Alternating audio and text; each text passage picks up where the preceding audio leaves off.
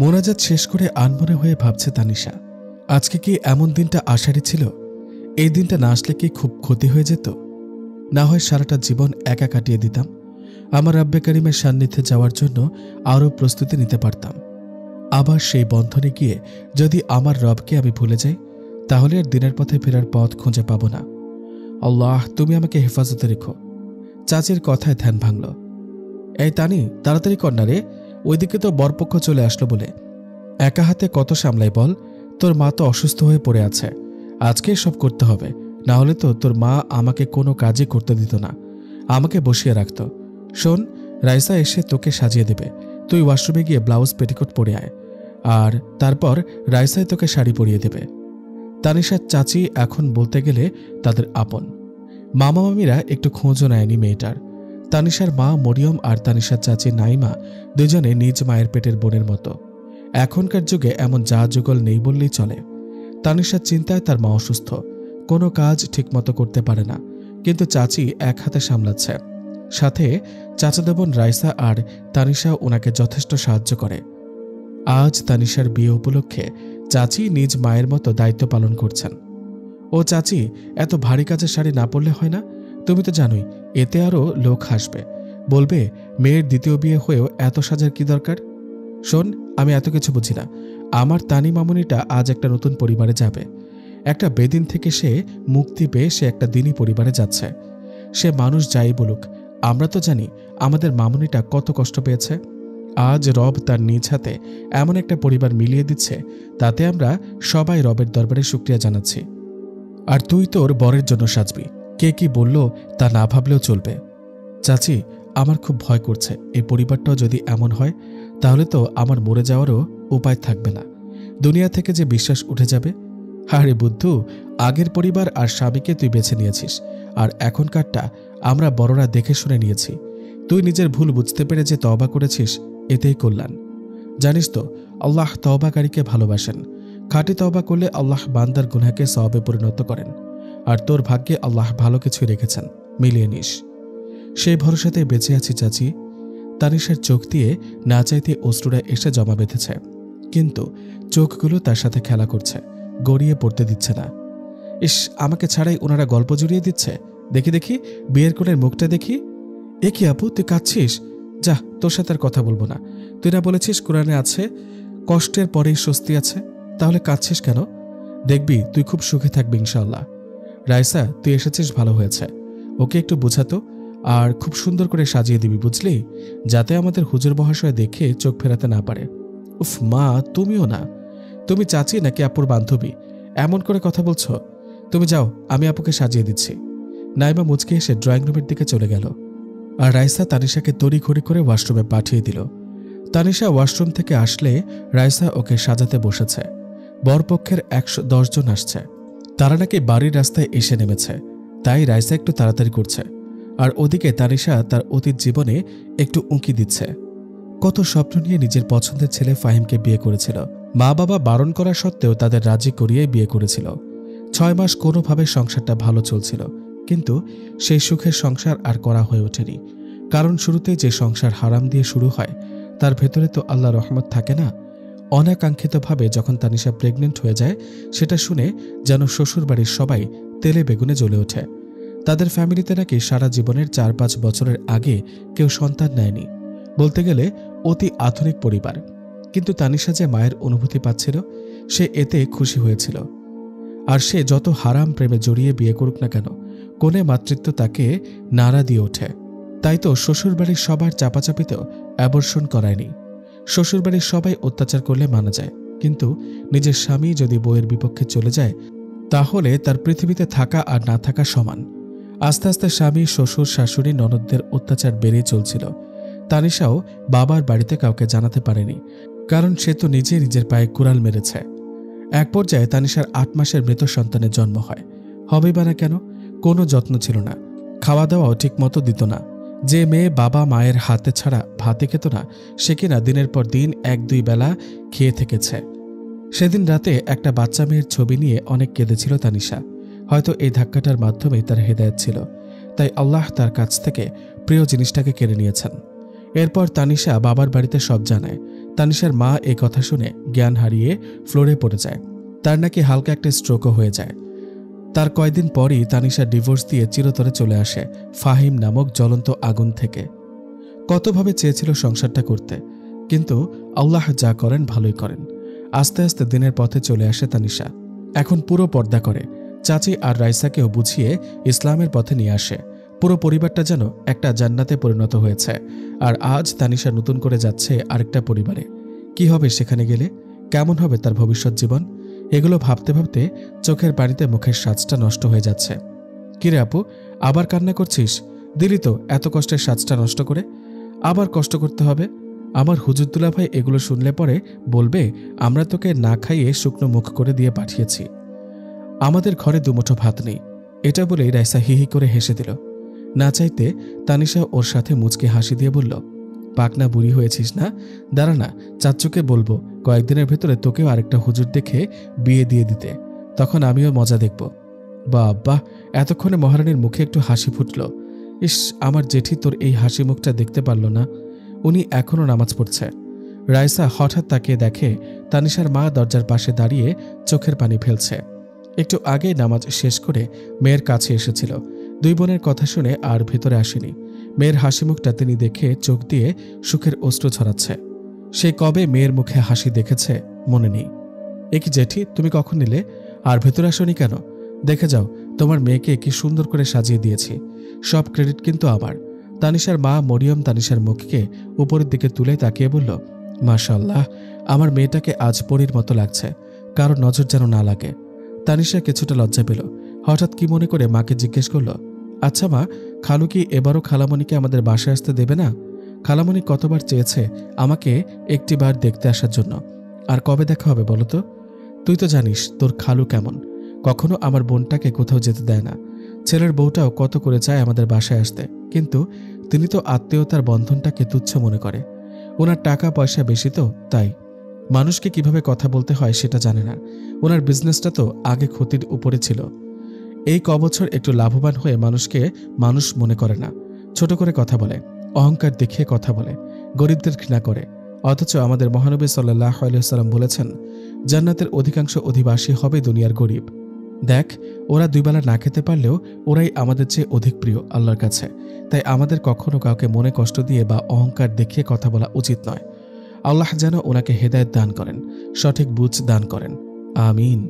জানিস তো মা, আমি আজ মোনাজাতে আল্লাহর কাছে কি চেয়েছি? জানি মা, তুমি চেয়েছ আমি যেন আমার অতীত জীবনকে ভুলে আল্লাহর পথে অটল থেকে স্বামীকে নিয়ে সুখের সংসার করতে পারি, তাই তো? এই না হলে আমার মেয়ে সব কথা না বলতে বুঝে যায়। তুমি একদম টেনশন করো না মা, আমি এবার তোমার সম্মান রক্ষা করব, আল্লাহর উপরে ভরসা রাখো। জানি তো তুই আমাকে টেনশন না দেওয়ার জন্য এই স্বাভাবিক হওয়ার অভিনয়টা করছিস। মা হয়ে যে আমি বুঝি, তোর মনেও যে ভয় করছে তোর সামনের জীবনটা কেমন হবে সেটা ভেবে। এবার তোর সুখ হবে, দেখে নিস। তোর বাবা যে এইবার এক খাঁটি রত্নের কাছে তোকে পাঠাচ্ছে, মনে মনে ভাবছে মরিয়ম। আল্লাহ ভরসা। ওইদিকে বরপক্ষ চলে এসেছে ড্রয়িং রুমে। তানিশার বাবা আর বড় ভাই রাইয়ান ওদেরকে সালাম দিয়ে কুশল বিনিময় করে নিল। দুপুর 2:30 বেজে গেছে, তাই তানিশার বাবা আর রাইয়ান মিলে ওদেরকে খাওয়ার জন্য রাইসাদের ঘরে নিয়ে গেল। ওদের ঘরটা নতুন করেছে, তাই আসবাবপত্র কম হওয়াতে প্রায় পুরো ঘরই ফাঁকা। রাইসারা এখনও তানিশাদের ঘরেই থাকে। কয়দিন পর নিজেদের ঘরে যাবে। খাওয়া দাওয়ার পালা শেষ করে সবাই আবার তানিশাদের ড্রয়িং রুমে এসে বসেছে। কাজী সাহেবও এসেছেন ওনাদের সাথে। বরের কবুল বলা প্লাস সাইন করা শেষ। এখন তানিশার পালা। আপুরে, তোর বর তো মাশাআল্লাহ অনেক সুন্দর। তোকে না কতবার বলেছি কোনো ছেলের দিকে তাকাবি না। প্রথমবার তাকানোটা ভুলবশত, আর দ্বিতীয়বার তাকানো শয়তানের কাজ। আরে আমি জানি তো, আমি কি ইচ্ছাকৃতভাবে তাকিয়েছি নাকি? আমি তো জেঠির রুম থেকে বের হওয়ার সময় হঠাৎ করে চোখ পড়ে গেল তোর বরের দিকে। জলপাই রঙের একটা পাঞ্জাবি পায়জামা টাকনোর উপরে, দাড়িগুলো তো আরও সুন্দর। আপু, আল্লাহ তোকে নিজ হাতে মিলিয়ে দিয়েছেন একজন। তানিশা কিছুটা লজ্জা পেল। মনের ভেতরে যেন একটা অজানা সুখ হাওয়া দিয়ে গেল। সব তো মহানবী সাল্লাল্লাহু আলাইহি ওয়াসাল্লামের সুন্নত, এটা ভেবে কিছুটা স্বস্তির নিঃশ্বাস ফেলল। মাথায় বড় একটা হিজাব পরে রুমে এসে তানিশার চাচি বলছে, তানিশা, তুই এখানে সাইন করে দে। আর দরজার কাছে কাজী সাহেব এসেছেন, তোকে যা বলতে বলবে বলে দিবি। কাজী সাহেব এসে তানিশার সম্মতি নিয়ে বিয়ে পড়িয়ে দরজার কাছ থেকে চলে গেলেন। তানিশা ভাবছে, হয়তো আল্লাহ আমার জন্য উত্তম কিছু রেখেছেন। নইলে এক ডিভোর্সি মেয়েকে একজন অবিবাহিত দিনদার যুবক বিয়ে করছে, এটাই বা কম কিসের? আর কোরআনের আয়াতটা মনে করছে, এবং অবশ্যই আমি তোমাদেরকে পরীক্ষা করব কিছুটা ভয়, ক্ষুধা, মাল ও জানের ক্ষতি ও ফল ফসল বিনষ্টের মাধ্যমে, তবে সুসংবাদ দাও সবরকারীদেরকে। সূরা বাকারা আয়াত 155। এক সময় কিনা ভেবেছি আত্মহত্যা করব, কিন্তু আল্লাহর অনুগ্রহে হেদায়েত প্রাপ্ত হয়েছি। এতদিন সবর করেছি বলেই আজ আমার কারণে মা বাবার মুখে হাসি ফুটেছে, আর একজন দিনদার জীবনসঙ্গীকে পাচ্ছি। সত্যি সবরকারীদের আল্লাহ খুব ভালোবাসেন। বিয়ের সব কাজ শেষ, এখন মেয়েকে বিদায় দেওয়ার পালা। রাইসা তানিশাকে জড়িয়ে ধরে কেঁদেই যাচ্ছে, ছাড়ার নামগন্ধ নেই। চাচিও কাঁদছে, কত মায়া ওদের মধ্যে। তানিশার মা দরজার কোণায় দাঁড়িয়ে চোখের পানি ফেলছে, বুক ফেটে কান্না আসছে, কিন্তু মেয়েকে বুঝতে দিচ্ছে না ও বাড়ি গিয়ে যদি মায়ের জন্য টেনশন করে এজন্য। আর বাবা তো মেয়ের জামাইকে অনেক কিছু বুঝিয়ে দিচ্ছে।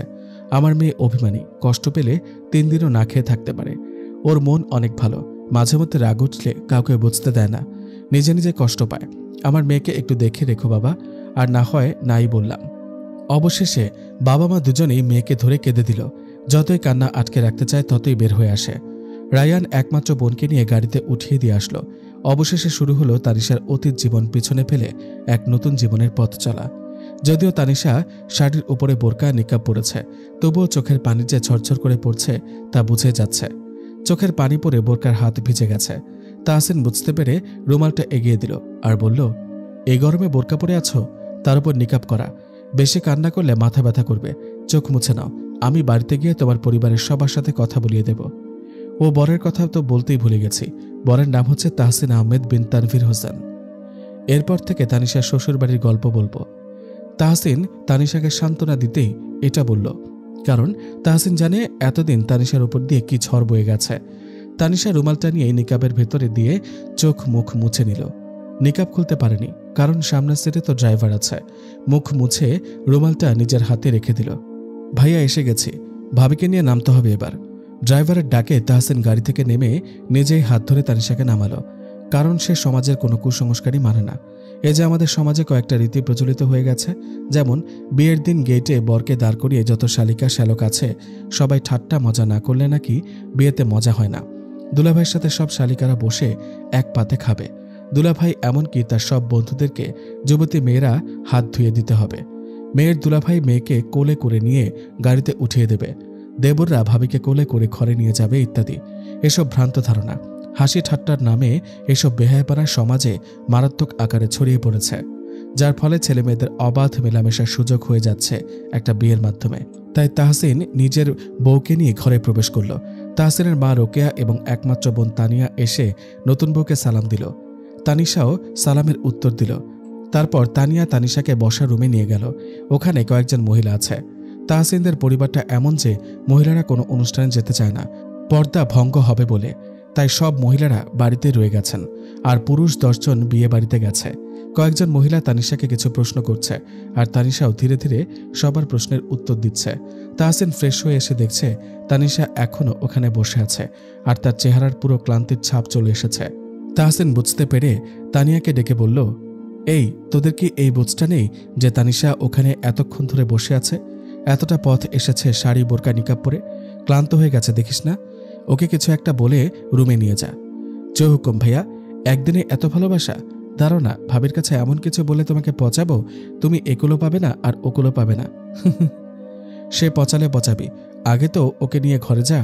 আচ্ছা যাচ্ছি।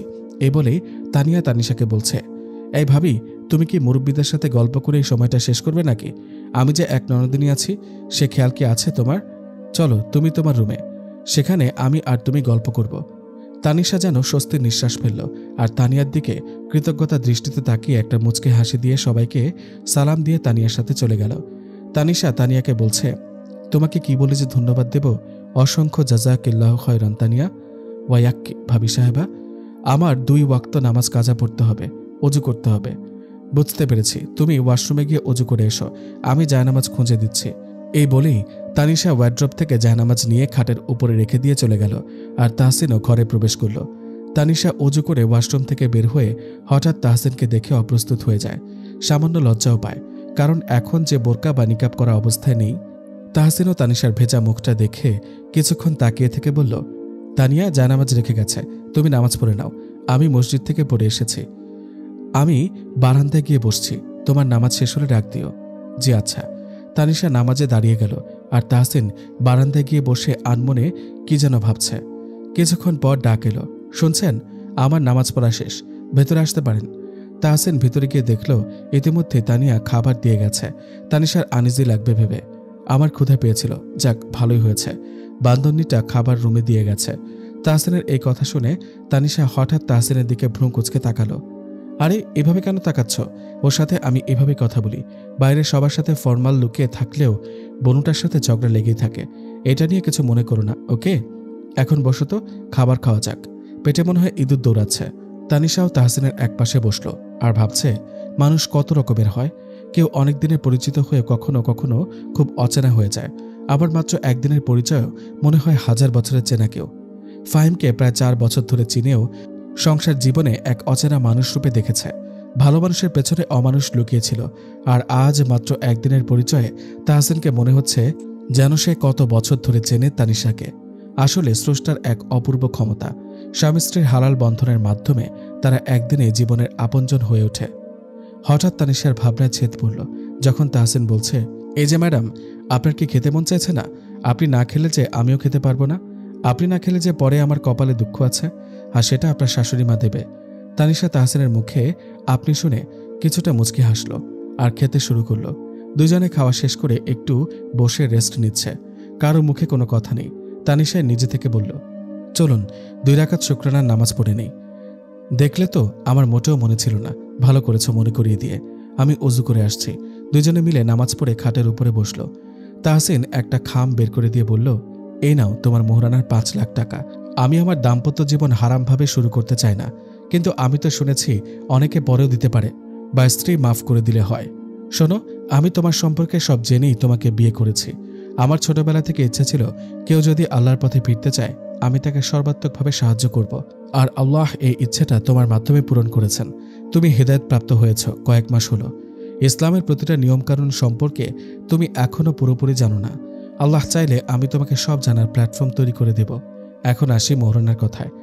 মহানবী সাল্লাল্লাহু আলাইহি ওয়াসাল্লাম বলেছেন, যে ব্যক্তি কোনো মেয়েকে মোহরানা দেওয়ার ওয়াদায় বিয়ে করেছে কিন্তু সে মোহরানা আদায় করার ইচ্ছা নেই, সে কিয়ামতের দিন আল্লাহর সামনে অপরাধী হিসেবে দাঁড়াতে বাধ্য হবে। মুসনাদে আহমদ। আবার তিনি একটা ভবিষ্যৎবাণী করেন যে শেষ জামানায় স্বামী স্ত্রীরাও জিনা করবে, এর কারণ দেনমোহর পরিশোধ না করেই তারা সম্পর্কে জড়াবে, মুখে তালাক উচ্চারণ করেও আবার সংসার করবে। আবার স্ত্রীকে মায়ের সাথে তুলনা করলে সেই স্ত্রী তার জন্য হারাম হয়ে যায়। যেমন তোমার চোখ, নাক, ঠোঁট, হাঁটা চলা, চালচলন সব আমার মায়ের মতন, এরকম তুলনা করা যাবে না। আর মাফ চাওয়ার কথা বলছো, সেটাও বলছি।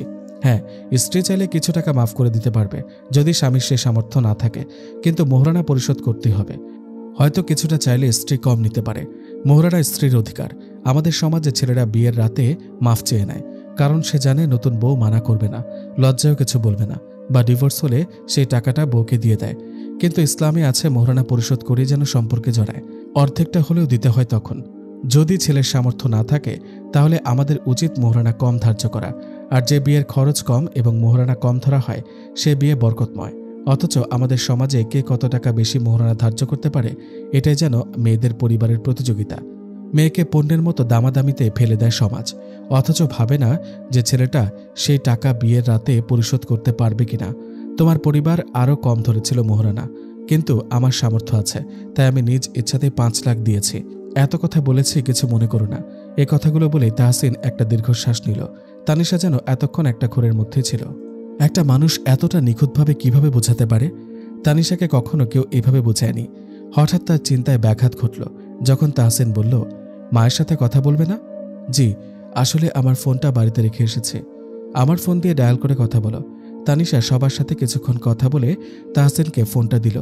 তারপর কৃতজ্ঞতার দৃষ্টিতে চেয়ে বলল, জাযাকাল্লাহু খায়রান ওয়াইয়াক্কি। জানো, আমাদের মধ্যে সবাই ধন্যবাদ বলে, কিন্তু ধন্যবাদ জাস্ট একটা ভদ্রতা, আর জাযাকাল্লাহ বললে তার জন্য দোয়া করা হয়। ধন্যবাদ দেওয়া হয়ে গেল আর দোয়া করাও। সবসময় জাযাকাল্লাহ বলে আমার জন্য দোয়া করবে, বুঝলে? জি আচ্ছা। তাহসিন তানিশার দিকে একটু এগিয়ে কপালের ওপরে হাত রেখে একটা দোয়া পড়ে নিল, যাতে করে তাদের দাম্পত্য জীবন কল্যাণকর হয়। তারপর তানিশাকে জিজ্ঞেস করল, আচ্ছা তানিশা, তুমি বিয়েতে কেন রাজি হলে? ধরো আমি কালো, বোবা, খাটো তো হতে পারতাম। আমাকে কখনো দেখনি, আমার কথা শুনোনি, আপনিও তো আমাকে দেখেননি, তাহলে? তাহসিন একটু মৃদু হাসি দিয়ে বলল, আমার প্রশ্ন আমাকে ফেরত দেওয়া হচ্ছে? তাহলে বলি শোনো। প্রথমত আমি তোমাকে দেখেছি, তোমার চাচা তোমার কলেজের সার্টিফিকেটের জন্য তোলা একটা ছবি দেখিয়েছিলেন। আর দ্বিতীয়ত, সৌন্দর্য নিয়ে আমার কোনো কালেই মাথা ব্যথা ছিল না। সৌন্দর্য দিয়ে যদি সংসার হতো তাহলে এত হাজার হাজার সুন্দরী সংসার ভেঙে যেত না, বা তারা কখনো অসুখী হতো না সংসার জীবনে। আসল কথা হচ্ছে তাদের মধ্যে মনের মিল নেই। মনের মিল থাকলে একটা দিনমজুরের ঘরেও শান্তি থাকে। তোমার চাচা আমাকে সব বলেছেন, তোমার বিয়ে, সংসারের অত্যাচার সহ্য করা, ডিভোর্স, আল্লাহর পথে ফিরে আসা, সব বলেছেন। আরেকটা কথা জানো তো, যাদের জীবনে কোনো দুর্ঘটনা ঘটে যাওয়ার পর আল্লাহর পথে ফিরে আসে তারা আসলেই পুরোপুরিভাবে ফিরে আসে। তারা তখন একমাত্র আল্লাহর কাছেই তাদের সমস্ত কষ্টের কথা বলে। তাদের তওবা একদম খাঁটি হয়। আর আমি এমন একজনকে চেয়েছি যার সাথে আমি জান্নাতের পথে হাঁটতে পারবো, যাকে নিয়ে আমি আমার অর্ধেক দিন পূর্ণ করতে পারবো। আমার মনে হয়েছে সে মানুষটি তুমি। আমি চাই তোমাকে আমি পুরোপুরিভাবে ইসলাম সম্পর্কে জানতে সাহায্য করতে, সব মানার প্ল্যাটফর্ম তৈরি করে দিতে। আর আমার সবচেয়ে বেশি মনে হয়েছে তুমি আমার চক্ষু শীতলকারিণী হতে পারবে। এজন্যই আপনাকে বিয়ে করা ম্যাডাম। এবার তো আপনি আপনারটা বলেন। তানিশা যেন তার চোখের পানিকে আটকাতেই পারছে না। জানেন, আমি যখন স্বামী সংসার হারিয়ে একেবারে নিঃস্ব, তখন আমার পাশে আমার মা, বাবা, ভাইয়া, চাচা, চাচি, রাইসা সবাই আমার পাশে ছিল। আমাকে ওরা কতটা ভালোবাসে তা বলে বোঝানো যাবে না। কিন্তু তাদের আড়াল হলেই আমার কষ্টগুলো আমাকে চেপে ধরত। একটা কথাই ভাবতাম, আমার পাপের শাস্তি আমি পাচ্ছি। প্রেম করে বিয়ে করলে যতই মা বাবা মেনে নিক, সেই বিয়েতে আল্লাহর রহমত থাকে না। সব হারিয়ে আমি বুঝতে পেরেছি। সবচেয়ে বেশি কষ্ট পেয়েছি কখন জানেন? যখন আমার বেবিটা মৃত জন্মায়। ওই সংসারে পড়েছিলাম শুধু আমার বেবিটার জন্য, কিন্তু বেবিটাকে আল্লাহ পরকালে নিয়ে হয়তো আমার কল্যাণ রেখেছেন। তাই তো শেষ পর্যন্ত আমি সেই জ্বলন্ত আগুন থেকে চলে আসি। তারপরেও দিনে সবার সাথে হাসি খুশি থেকে রাতে বালিশ ভিজাতাম। আল্লাহকে যখন চিনলাম, যখন সঠিক পথের সন্ধান পেলাম, তারপর থেকে আমার চোখের পানি ফেলতাম সিজদারত অবস্থায়। রাতে তাহাজ্জুদে আল্লাহর কাছে এটাই চাইতাম, যেন আমি সব ভুলে আল্লাহর পথে অবিচল থাকতে পারি। কোরআনের অর্থ পড়া শুরু করার পর কয়েকটা আয়াতের অর্থ আমাকে শান্তি দিতে অনেক সাহায্য করেছে। আয়াতগুলো পড়লেই এক অজানা শান্তিতে ডুবে যেতাম। দেখুন না, আল্লাহ কত সুন্দর করে আয়াতগুলো আমাদের জন্য পাঠিয়েছেন। হতাশ হইও না, ওঠো, সিজদা করো এবং কাঁদো। সূরা ইউসুফ আয়াত ৮৬। আল্লাহ কষ্টের পর সুখ দিবেন। সূরা তালাক আয়াত ৭। নিশ্চয় কষ্টের সাথে স্বস্তি রয়েছে। সূরা ইনশিরাহ আয়াত ৬। আমি তো আমার দুঃখ ও অস্থিরতাগুলো আল্লাহর সমীপে নিবেদন করছি। সূরা ইউসুফ আয়াত ৮৬। জেনে রেখো, আল্লাহর সাহায্য নিকটে। সূরা বাকারা আয়াত ২১৪। একমাত্র কাফির ছাড়া অন্য কেউ আল্লাহর রহমত থেকে নিরাশ হয় না। সূরা ইউসুফ আয়াত ৮৭। আল্লাহ কোনো ব্যক্তির ওপর তার সাধ্যের চাইতে বেশি এমন বোঝা চাপিয়ে দেন না। সূরা বাকারা আয়াত ২৮৬।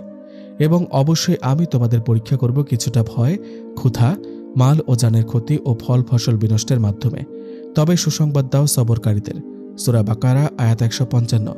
হে ঈমানদারগণ, তোমরা সবর ও নামাজের মাধ্যমে সাহায্য প্রার্থনা করো। নিশ্চয়ই আল্লাহ ধৈর্যশীলদের সঙ্গে রয়েছেন। সূরা বাকারা আয়াত ১৫৩। হে আল্লাহ, আমি তো কখনো আপনাকে ডেকে ব্যর্থ হইনি। সূরা মারিয়াম আয়াত ৪। মুমিনের কাছে সুখের কিছু এলে শুকরিয়া আদায় করে, এটা তার জন্য মঙ্গলময় হয়।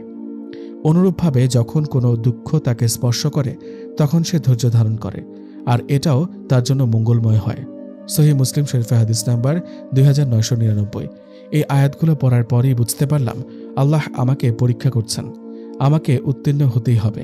তারপর থেকে আমার অতীত ভুলে দিনের পথে চলার যুদ্ধ শুরু। একদিন চাচা আপনার কথা বাসায় বলেছিল। সবাই খুশি, কারণ আপনি দিনদার, অবিবাহিত। আমার সব জেনেই নাকি আমাকে বিয়ে করতে চান।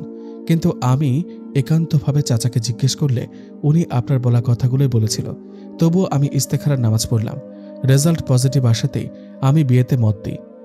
আল্লাহ হয়তো এতেই আমার কল্যাণ রেখেছেন। তাহসিন তানিশার চোখের পানি মুছে দিয়ে বলল, আলহামদুলিল্লাহ, শুনে খুব খুশি হয়েছি। আল্লাহ যেন আমাদেরকে দিনের পথে চলতে সাহায্য করেন।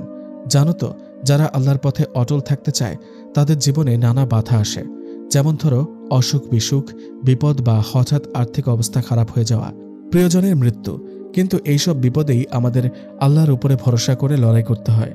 আমাদেরকেও দুইজন একসাথে থেকে সমস্ত প্রতিকূলতায় আল্লাহর উপর ভরসা রাখতে হবে। কখনো ধৈর্য হারালে চলবে না। আমি যে জীবন মরীচিকা বইটাতে পড়েছি, আব্দুল্লাহ ইবনু উমর রাদিয়াল্লাহু তাআলা আনহু বলেছেন, এই জীবন কাফিরদের জন্য জান্নাত আর মুমিনদের জন্য জেলখানা স্বরূপ। দুনিয়া থেকে মুমিনের বিদায় নেওয়ার উদাহরণ অনেকটা এমন যে একজন কয়েদিকে জেল হতে মুক্তি দেওয়া হয়েছে, অতঃপর সে স্বাধীনভাবে সর্বত্র ঘুরে বেড়াচ্ছে। শারহুস সুদূর, পৃষ্ঠা নম্বর 13। আমিও এই জেলখানার জীবনে দিনের পথে অটল থাকতে চাই আর জান্নাতে আপনার সাথে সর্বত্র ঘুরে বেড়াতে চাই। আপনি থাকবেন তো আমার পাশে? তাহসিন তানিশার দুটি হাত নিজের হাতের মুঠো নিয়ে বলল, এই জীবনটা আল্লাহ যতদিন রেখেছেন ততদিন পাশে থাকব, আর জান্নাতেও একসাথে ঘুরে বেড়াবো ইনশাল্লাহ। তানিশা তাহসিনের কাঁধে মাথা রেখে একটা প্রশান্তির নিঃশ্বাস ফেলল। এটাই তো পরম সুখের স্পর্শ, পরম শান্তির জায়গা, ভরসার জায়গা।